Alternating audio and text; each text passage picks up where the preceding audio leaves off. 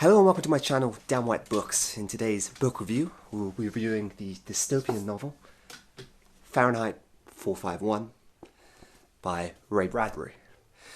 I'd like to add that there'll be no spoilers in this review. I'd of course love for you to enjoy it yourself. First published all the way back in 1953, Fahrenheit 451 details a scary and robotic-like future where free thinking is frowned upon and books are routinely burned by firemen, and much to the pleasure of onlooking citizens.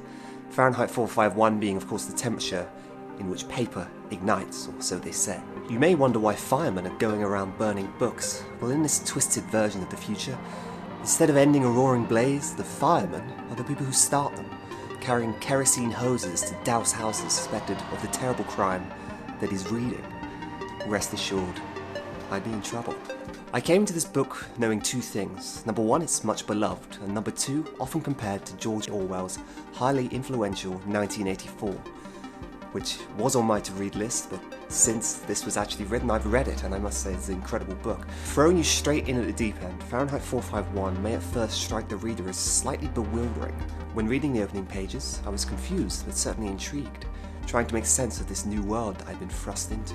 This sense of confusion does not last long, and instead Bradbury takes the reader on a journey of discovery and terror, as lead character Montag, once content with burning all the knowledge in the world, meets a person who chips away at everything he thought to be true. From there, our story begins, and deep into the heart of a city deluded of common knowledge and reliant on mundane technology, we meet characters standing for and against the brain-dead world they live in, both voicing opinions of sometimes a worrying regard, because thinking differently, that simply won't do.